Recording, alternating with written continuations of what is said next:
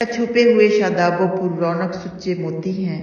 آگے فرمایا پھر بعض بات سے متوجہ ہو کر پوچھیں گے، ان میں سے ایک کہنے والا کہے گا کہ میرا دنیا میں ایک دوست تھا، کہا کرتا تھا کہ آپ بھی قیامت کے ماننے والوں میں سے ہیں، جب ہم مر کر خاک اور ہڈیاں ہی ہڈیاں رہ جائیں گے تو کیا ہمیں عملوں کا بدلہ دیا جائے گا؟ کہے گا کہ اسے جھانک کر کیوں نہیں دیکھ لیتے؟ آخر وہ جھانکے گا اور اسے دوزخ کے ٹھیک بیچ میں دیکھے گا، کہے گا اللہ کی قسم تو مجھے بھی اپنے ساتھ لے مرتا، اگر مجھ پر میرے رب کا فضل نہ ہوتا تو آج میں بھی عذاب میں حاضر کیا گیا ہوتا۔ کیا پھر ہم مرنے والے نہیں بجز اپنی پہلی موت کے، اور ہم عذاب میں پھنسنے والے نہیں؟ یقین مانو یہی بڑی زبردست کامیابی ہے، اس جیسی نعمت کے لیے عمل کرنے والوں کو عمل کرنا چاہیے۔ کیا یہ دعوت بہتر ہے یا زقوم سینڈ کا درخت؟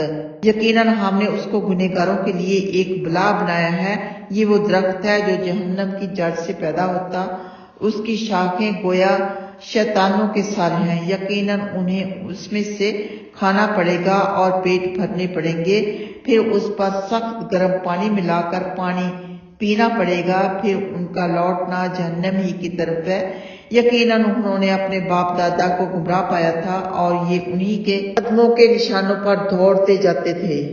آخر تنگ آ کر ہمیں نوح نے پکارا، پھر ہم نے ان کی دعا قبول کی، ہم کیا ہی اچھے قبول کرنے والے تھے، ہم نے سخت بے قراری سے انہیں اور ان کے گھر والوں کو نجات دی، اور ہم نے انہی کی اولاد کو باقی رکھا، ہم نے ان کا ذکر خیر پچھلوں میں چھوڑا، جہان والوں میں نوح پر سلامتی ہو۔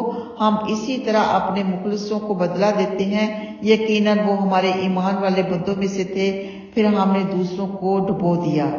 تو حضرت نوح علیہ السلام کو ان کی قوم نے بہت زیادہ ایذائیں پہنچائیں، تکلیفیں پہنچائیں، ان کو پریشان کرتے رہے۔ آپ ایک لمبی مدت تک اللہ تعالیٰ کا پیغام پہنچاتے رہے، لیکن چند لوگوں کے سوا کوئی بھی ایمان نہ لایا۔ آپ نے 950 سال تک تبلیغ کی، مگر گنتی ہی کے لوگ مسلمان ہوئے۔ اتنی لمبی مدت میں چند نفوس کا ایمان لانا حیرت انگیز ہے۔ یہ بدبخت قوم آپ کو جھٹلاتی ہی رہی، آپ انہیں اللہ کی طرف بلاتے تو قوم اور دور بھاگتی، آپ جوں اللہ سے ملانا چاہتے قوم اسی نسبت سے اللہ سے کٹتی جاتی، آخر تنگ آ کر بد دعا کر بیٹھے کہ اے میرے رب، مجھ پر لوگ حاوی ہو گئے، میری بات ٹھکرا دیتے ہیں، اب تو میری مدد فرما۔ جب اس بدبخت قوم سے اللہ کا پیارا نبی ناراض ہو گیا تو اللہ کیسے راضی رہ سکتا ہے؟ آخر حق تعالیٰ کا ان پر قہر و عذاب بھڑکا اور یہ قوم برباد کر دی گئی۔ فرمایا یقیناً انہی کے تابع داروں میں سے ابراہیم بھی ہیں، جب آپ اپنے رب کے پاس سلامتی والا دل لے کر آئے، جب آپ نے اپنے باپ اور قوم سے کہا کس چیز کی عبادت کر رہے ہو؟ کیا اللہ کو چھوڑ کر جھوٹے معبودوں کو چاہتے ہو؟ جہانوں کے رب کے ساتھ تمہارا کیا گمان ہے؟ پھر آپ نے تاروں پر ایک نگاہ ڈالی، پھر فرمایا دیکھو میں بیمار ہوں۔ آخر لوگ آپ سے پیٹ موڑ کر چل دیے، پھر آپ بتوں میں جا گھسے اور پوچھنے لگے کہ تم کھاتے پیتے کیوں نہیں؟ تمہیں کیا ہو گیا؟ بولتے بھی نہیں؟ پھر آپ بتوں پر سیدھے ہاتھ سے مارتے ہوئے پل پڑے، پھر لوگ آپ کے پاس بھاگتے ہوئے آئے، فرمایا کیا اس چیز کی عبادت کرتے ہو جسے تم خود تراشتے ہو، حالانکہ اللہ نے تمہیں اور تمہارے کاموں کو پیدا کیا؟ کہنے لگے اس کے لیے ایک عمارت بناؤ، پھر اسے آگ میں ڈال دو۔ آخر انہوں نے ان کے ساتھ مکر کرنا چاہا، لیکن ہم نے انہی کو نیچا کر دیا۔ اللہ نے یعنی حضرت ابراہیم علیہ السلام نے جو اللہ کے خلیل تھے، یہ اس لیے فرمایا کہ آپ گھر ہی میں رہیں اور لوگوں کے ساتھ عیدگاہ نہ جائیں، کیونکہ تمام لوگ عیدگاہ جانے والے تھے۔ آپ نے اس تنہائی کے موقع کو غنیمت سمجھا تاکہ آسانی سے بت توڑ سکیں، اور ذو معنی جملہ بولا جو حقیقت میں صحیح ہے، مگر انہوں نے آپ کو واقعہ بیمار سمجھا، حالانکہ آپ کسی جسمانی بیماری میں مبتلا نہ تھے بلکہ دلی بیماری میں مبتلا تھے، یعنی قوم کی بت پرستی سے برداشتہ تھے، یعنی ان کے دل میں دکھن تھی، دکھا ہوا دل تھا کہ یہ بت پرستی کیوں کرتے ہیں، تو بیمار تو تھے ہی۔ فرمایا کہ میں بیمار ہوں، اور وہ چلے گئے، واپس آ کر دیکھا تو بت ٹوٹے ہوئے تھے۔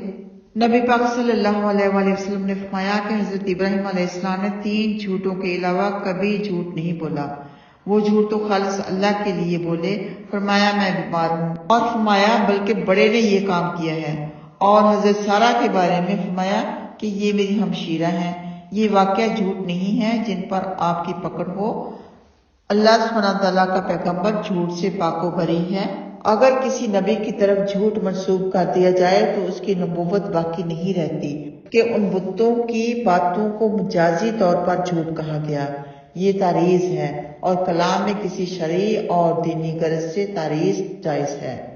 تعریضات میں جھوٹ نہیں ہوتا۔ رحمت عالم صلی اللہ علیہ وآلہ وسلم نے حضرت ابراہیم علیہ السلام کی ان تینوں باتوں کے بارے میں فرمایا کہ ہر بات شرعی غرض پر موقوف ہے۔ کہنے لگے کہ اس کی سزا یہ ہے کہ ایک عمارت بنائی جائے اور اسے لکڑیوں سے بھر کر اس میں آگ لگا دی جائے اور اس میں یہ مجرم ڈال کر بھسم کر دیا جائے۔ سورہ انبیاء میں پورا واقعہ گزر چکا۔ اللہ سبحانہ تعالیٰ نے اپنے خلیل پر نمرودی نار کو یعنی آگ کو گل و گلزار بنا دیا۔ آگ نے آپ کا ایک بال بھی نہیں جلایا۔ مشرک جل بھن کر رہ گئے۔ اللہ نے ان کی تدبیر خاک میں ملا دی۔ خلیل اللہ کی مدد ہوئی اور آپ کی حجت غالب رہی۔ یہ فرمایا کہ حضرت ابراہیم علیہ السلام فرمانے لگے، فرمایا میں اپنے رب کی طرف جا رہا ہوں، وہ ضرور میری رہبری فرمائے گا اور میرے رب مجھے نیک اولاد عطا فرما۔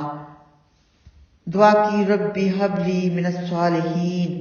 چنانچہ ہم نے انہیں ایک سنجیدہ بیٹے کی خوشخبری دی۔ پھر جب یہ بچہ ان کے ساتھ دوڑنے کی عمر کو پہنچا تو بولے، پیارے بچے میں نے خواب دیکھا کہ میں تمہیں ذبح کر رہا ہوں، لہٰذا بتاؤ تمہارا کیا خیال ہے؟ بولا، ابا جان جس بات کا آپ کو حکم ملا ہے اسے کر گزریے، آپ مجھے انشاءاللہ صابر ہی پائیں گے۔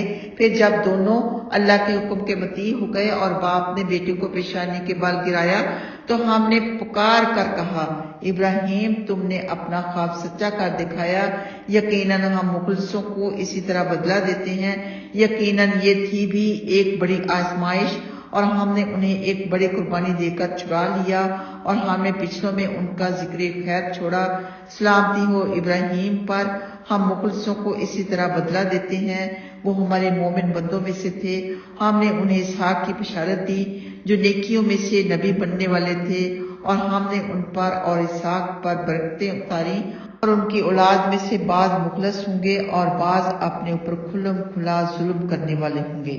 پیغمبروں کو خواب سچے آیا کرتے ہیں اور اللہ سبحانہ تعالیٰ کی طرف سے وہ وحی ہوتی ہے، لیکن پیغمبروں کے علاوہ اگر کسی کو خواب آئے کہ اپنے بیٹے کو ذبح کر دو یا اپنی فلاں اولاد کو ذبح کر دو یا کسی کو ذبح کر دو تو اس خواب پر عمل نہیں کیا جائے گا۔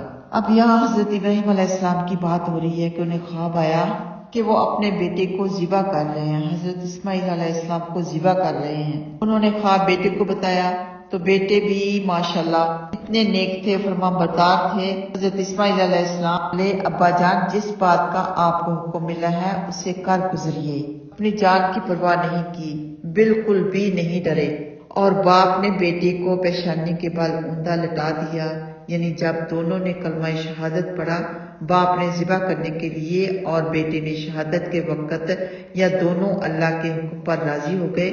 باپ قتل کرنے پر اور بیٹا شہادت پر، خلیل اللہ نے اللہ کے حکم کی تعمیل کی اور ذبح اللہ نے اللہ کی اطاعت کی اور محترم والد کا کہنا مان لیا۔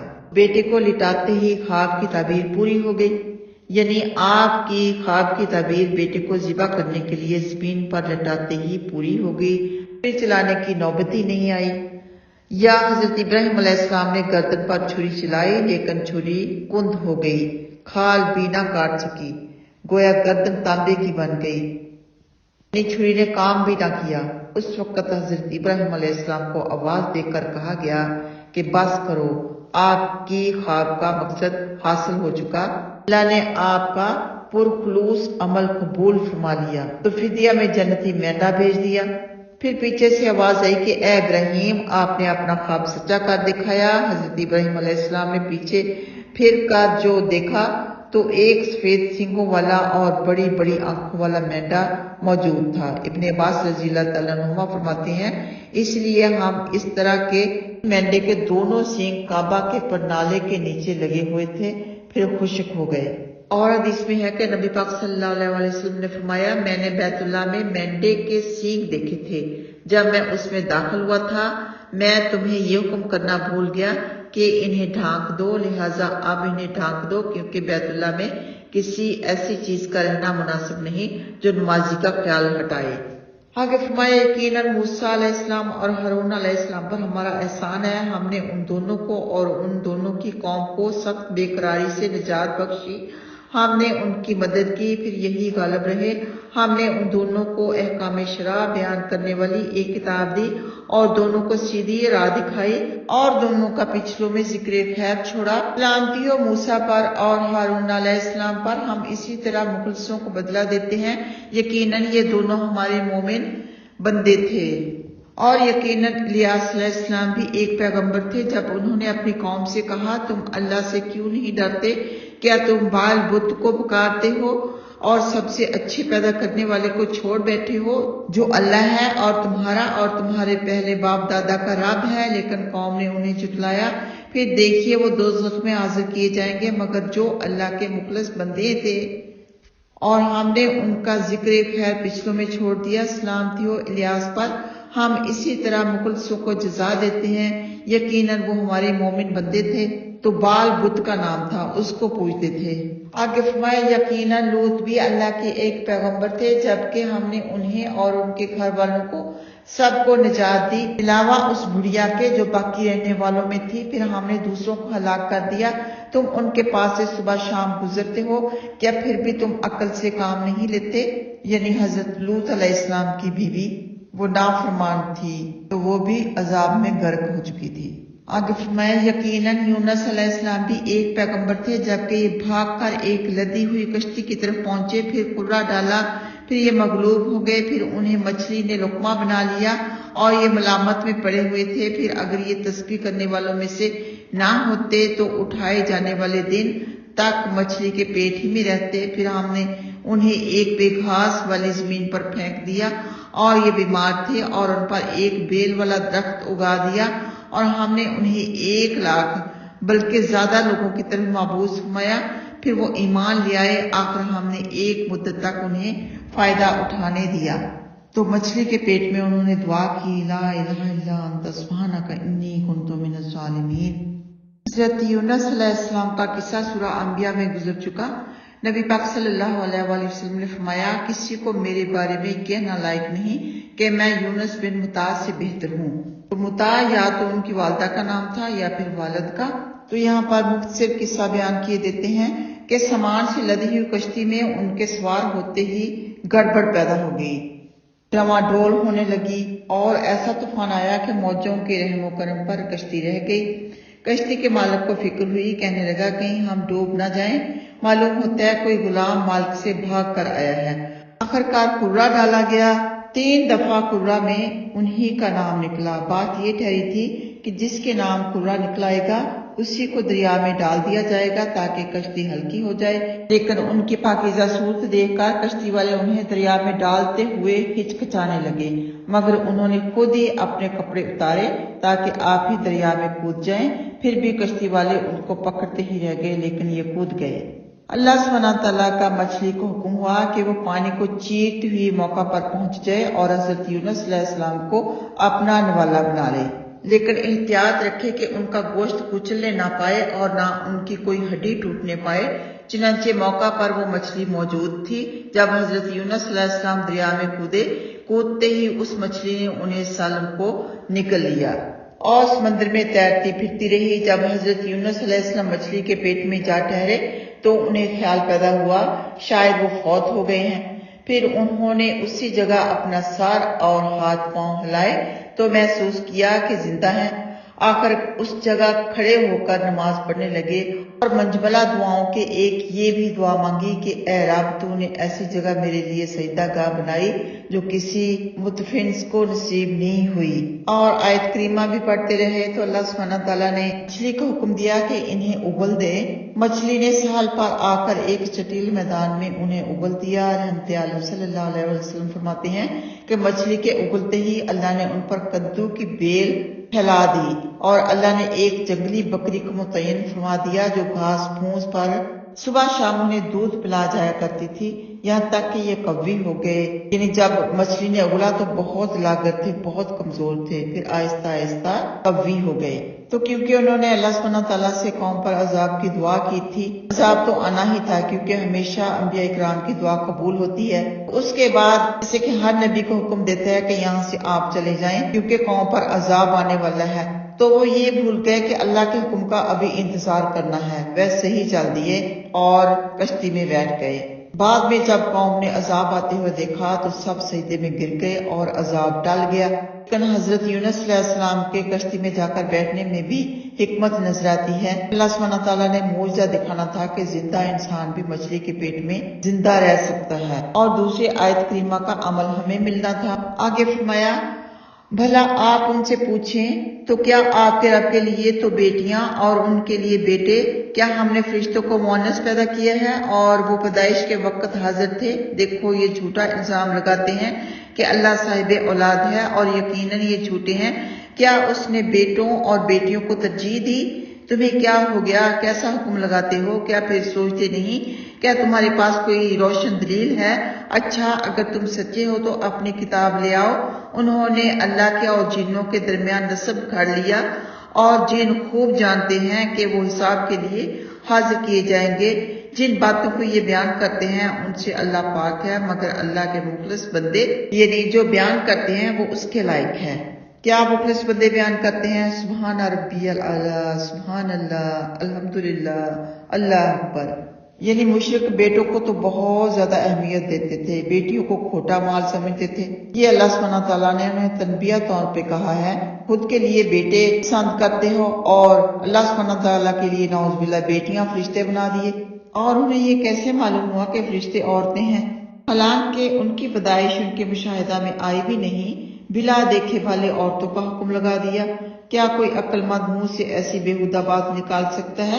آگے فرمایا، یقیناً تم اور تمہارے معبود اپنے گمراہ عقیدوں سے کسی کو بہکا نہیں سکتے بجز اس کے جو جہنم میں داخل ہونے والا ہے، اور ہم میں سے ہر ایک کے لیے ایک مقام معین ہے، اور بے شک ہم اطاعت رب العالمین میں سخت باندھے ہوئے ہیں اور اسی کی پاکی بیان کرتے رہتے ہیں۔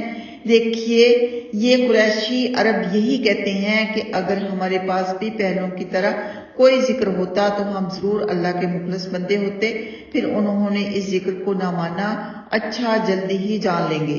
بے شک ہمارا کلمہ اپنے بھیجے ہوئے بندوں کے بارے میں سبقت کر چکا کہ انہی کی مدد کی جائے گی، اور یقیناً ہمارا لشکر ہی غالب رہے گا، لہٰذا آپ کچھ مدت تک ان سے اعراض کیے رہیں، آپ انہیں دیکھتے رہیں اور یہ بھی آن قریب دیکھ لیں گے۔ تو کیا یہ ہمارے عذاب کی جلدی مچا رہے ہیں؟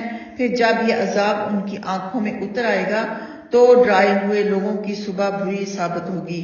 آپ کچھ عرصہ تک ان سے اعراض کیے رہیں اور دیکھتے رہیں، یہ بھی جلد ہی دیکھ لیں گے۔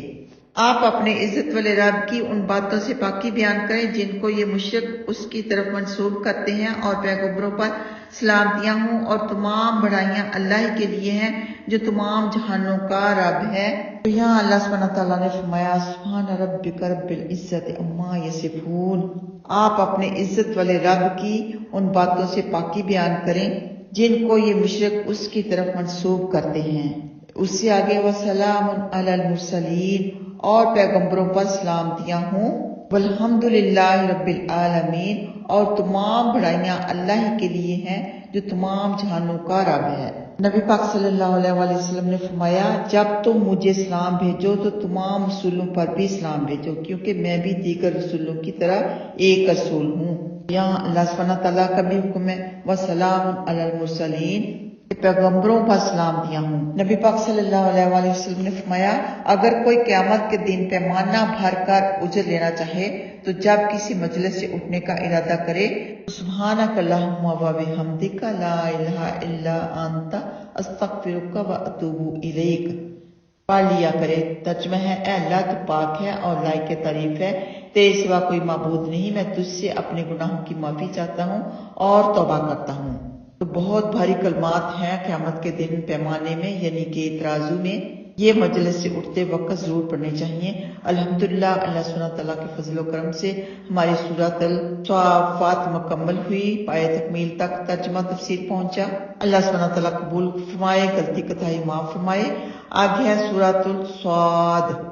یہ ترتیب کے لحاظ سے 38 سورت اور نزول کے لحاظ سے 38 سورت ہے، اور یہ مکی صورت ہے۔ اس میں 88 آیات اور 5 رکوع ہیں۔ بسم اللہ الرحمن الرحیم۔ میں اللہ کے نام سے شروع کرتی ہوں جو بے حد مہربان بہت رحم کرنے والا ہے۔ صاد، یہ حروف مقطعات میں سے ہیں جس کے معنی اللہ ہی جانتا ہے۔ والقرآن ذی الذکر، اس سے نصیحت والے قرآن کی قسم، بلکہ کافر غرور و مخالفت پر ہیں۔ ہم نے ان سے پہلے بہت سی قومیں ہلاک کر دیں، پھر وہ چیختے پھرے اور خلاصی کا وقت نہ تھا۔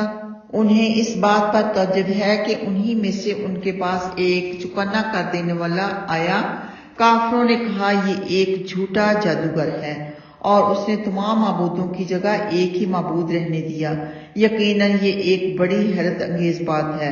ان میں سے سرداروں کی ایک جماعت یہ کہتی ہوئی چلی کہ چلو اپنے اپنے معبودوں پر قائم رہو، یقیناً یہ کوئی مطلب کی بات ہے، ہم نے پچھلے دین میں یہ بات نہیں سنی، یہ تو صرف ایک خود ساختہ بات ہے۔ کیا ہم میں سے صرف اسی پر قرآن اترا؟ بلکہ یہ میرے قرآن کی طرف سے شک میں ہے، بلکہ ابھی انہوں نے میرا عذاب نہیں چکھا ہے۔ کیا ان کے پاس آپ کے غالب و بخشنے والے رب کی رحمت کے خزانے ہیں، یا انہی کی آسمان و زمین پر اور درمیان کی چیزوں پر بادشاہت ہے؟ تو انہیں آسمان کی رسیوں پر چڑھ جانا چاہیے۔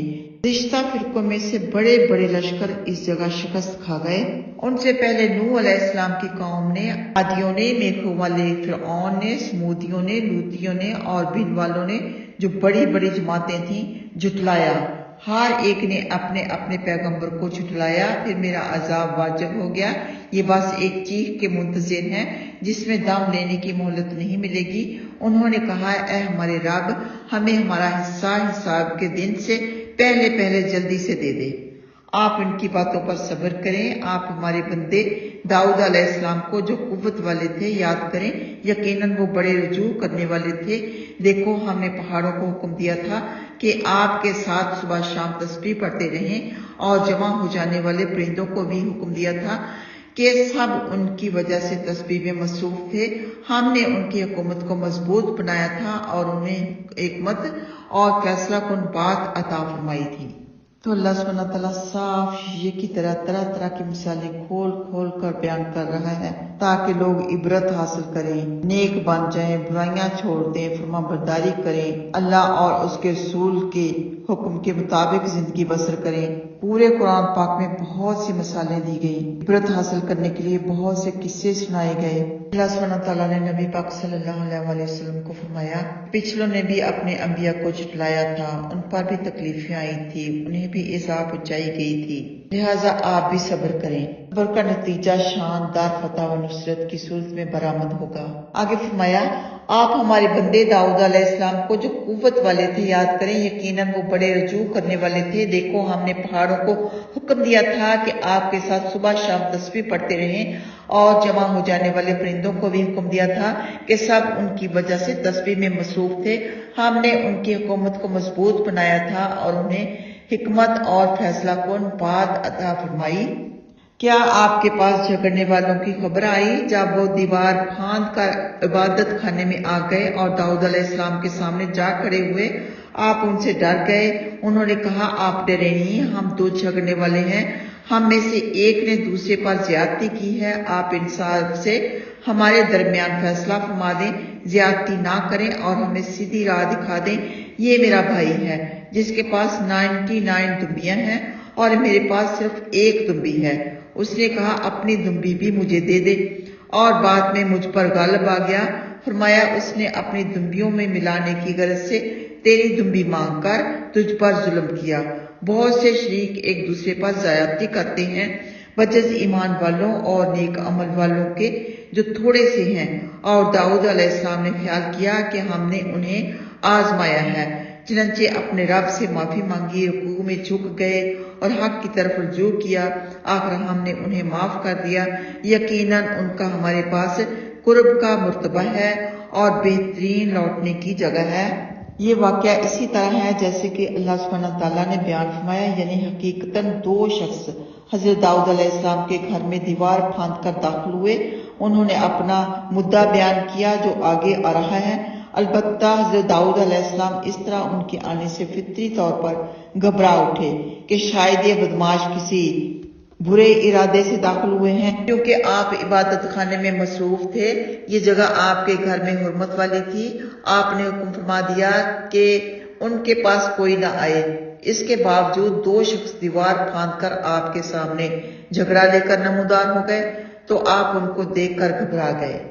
تو یہاں پر رکوع سے مراد سجدہ ہے، یعنی سجدے میں گر پڑے، یا پہلے رکوع کیا پھر سجدے میں گر گئے۔ تو احساس یہ ہوا کہ آپ کی ذمہ داری رایا کی دیکھ بھال ہے، لیکن آپ نے اس سے غفلت برتی اور عبادت خانے میں بیٹھ گئے، اور ایک نے دوسرے پر ظلم کیا۔ پھر ظالم اور مظلوم نے مجبور ہو کر آپ تک پہنچنے کی کوشش کی اور مجبوراً دیوار پھاند کر داخل ہوئے۔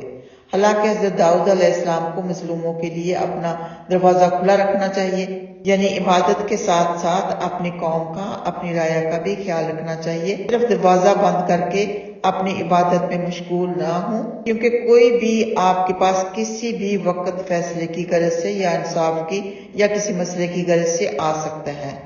آگے فرمایا، اے داؤد، ہم نے تمہیں ملک کا بادشاہ بنایا، لہٰذا لوگوں میں انصاف سے فیصلہ کرو اور خواہش کی پیروی نہ کرو، اور ورنہ وہ تمہیں اللہ کی راہ سے بھٹکا دے گی۔ یقیناً جو لوگ اللہ کی راہ سے بھٹک جاتے ہیں ان کے لیے اس لیے سخت عذاب ہیں کہ وہ حساب کے دن کو بھول گئے تھے۔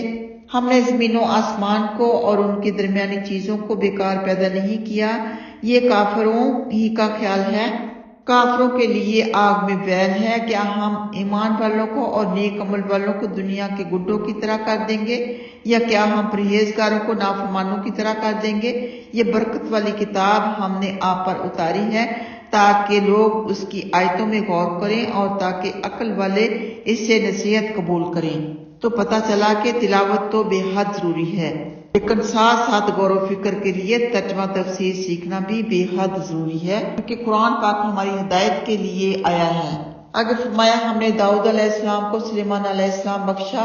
وہ کیسے اچھے بندے تھے، واقعہ بڑے جھکنے والے تھے۔ جب تیسرے پیر ان کے سامنے ایک پاؤں اٹھائے ہوئے عمدہ گھوڑے پیش کیے گئے تو انہوں نے کہا کہ میں نے اپنے رب کے ذکر پر مال کی محبت کو ترجیح دی، یہاں تک کہ سورج پردہ میں چلا گیا۔ انہیں میرے پاس لاؤ۔ آخر ان کی پنڈلیوں اور گردنوں پر ہاتھ پھیرنے لگے۔ تو حضرت سلیمان علیہ السلام کے عہد حکومت میں آپ کے معائنہ کے لیے تیسرے پیر کو ایک پاؤں اٹھائے ہوئے عمدہ گھوڑے پیش کیے گئے۔ اس گھوڑے کو کہتے ہیں جو 3 پیروں پر اور چوتھے پاؤں کے ایک کنارے پر کھڑا ہوتا ہے، یعنی تیز رفتار گھوڑے۔ یا 20 گھوڑے تھے جن کے پر تھے، یا 20,000 تھے۔ یہاں پر یہ حدیث جاننا بے حد ضروری ہے کہ ایک دفعہ نبی پاک صلی اللہ علیہ وآلہ وسلم جنگ تبوک یا خیبر سے واپس تشریف لائے۔ حضرت عائشہ صدیقہ رضی اللہ تعالیٰ عنہا فرماتی ہیں، میری گڈیوں کے طاق پر پردہ پڑا ہوا تھا، ہوا جو چلی تو پردہ اڑ گیا اور گڈیاں کھل گئیں۔ پوچھا یہ کیا ہے؟ بولی میری گڈیاں۔ ان میں چیتروں کا ایک پاردار گھوڑا بھی تھا۔ پوچھا یہ کیا ہے؟ بولی یہ گھوڑا ہے۔ پوچھا یہ اس پر کیا لگا ہوا ہے؟ بولی